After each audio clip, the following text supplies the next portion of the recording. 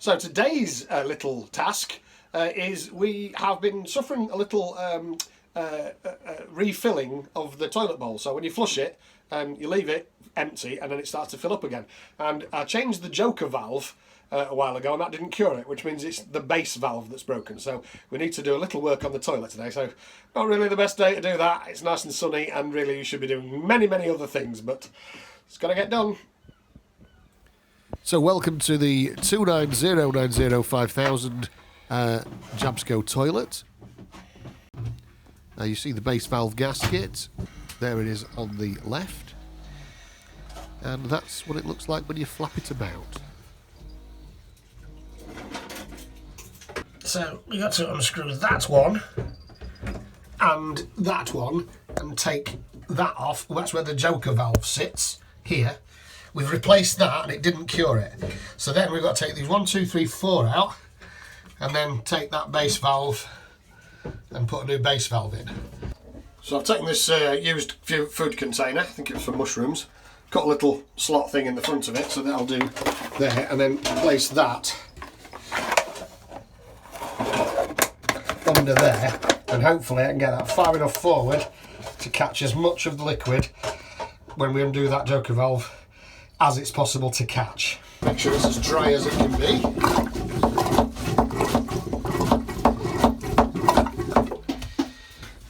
This is a brilliant thing. So this has got the lock on here.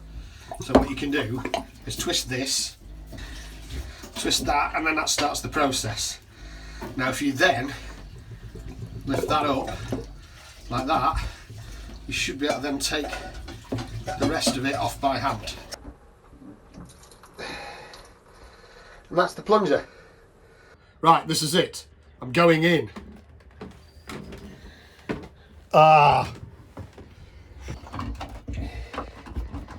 Okay, that's cracked all that. 3 and 4. So no signs. I'm going to take that one off as well actually. And no, that one's easy enough.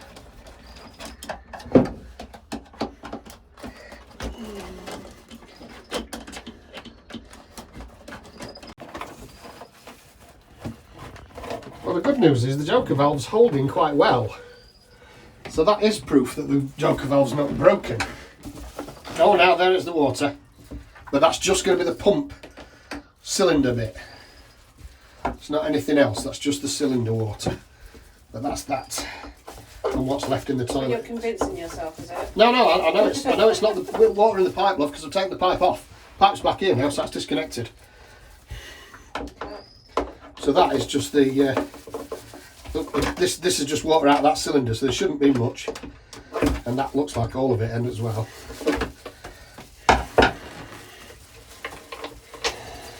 The audience watching this, the smell's joyous. Ow!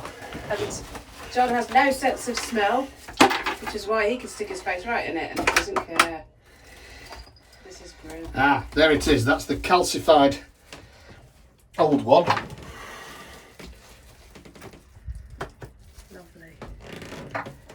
Take that one out and put this brand new fresh one in here, and it's got these 3 little pins there to make sure that it goes the right way around, and one that hasn't got a pin in it, so you can't get it the wrong way around, which is brilliant. The joker valve is there and it appears to be holding nicely, although I think a fresh set of vinegars should sort that out, and hopefully that's the reason that wasn't working properly. To put that back together, we put that one on there.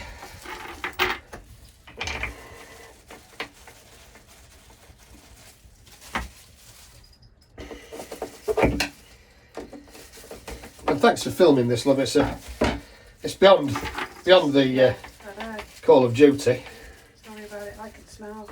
Yeah. Now, if you then get a little bit of grease on your glove here and you put some of it around here and just inside the tube there,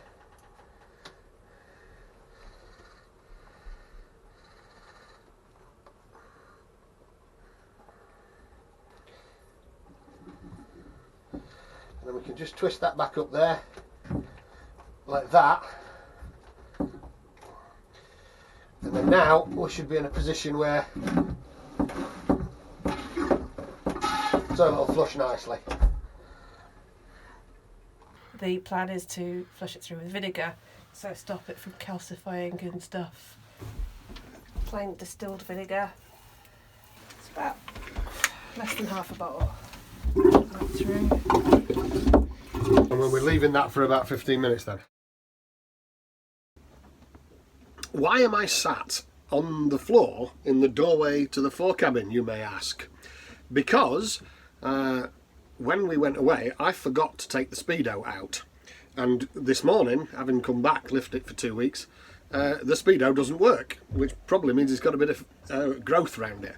So we're going to have to go and disconnect the Speedo and clean it and then put it back in again. So I thought you might like to watch me do that.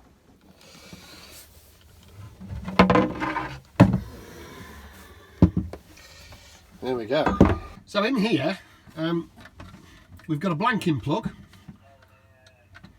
which is just a plastic blank, and we've got the emergency bung in case we have a problem. That's the depth sounder, and this is the speed sensor, the speed wheel, the log. And in order to take it out, we have to loosen it off.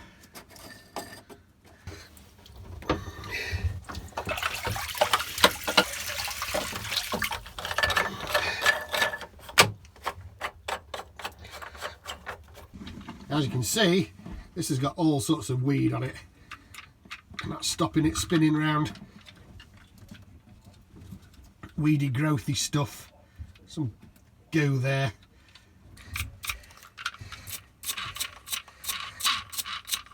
Right, so I think I've managed to get it to a position where it's spinning freely now. So, take the blanker out.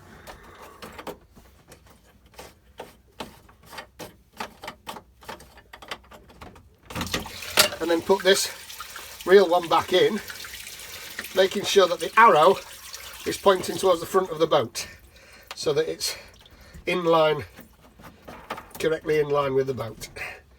And then, once it's done, tighten it up so there's no leaks, and then we'll sponge it out and we'll check it in about 15 minutes to make sure it's dry and that it's not leaking, and then we can wrap it all up and tidy away. That's pretty dry now, so we'll give it 5 minutes to make sure there's no water ingress that we've missed, and then we'll close it all up.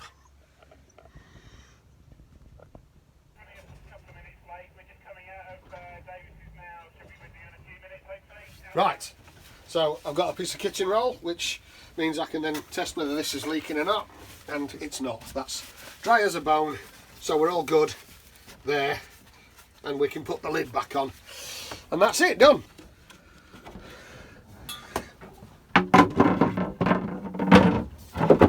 There we go. Carpet back down, we're done.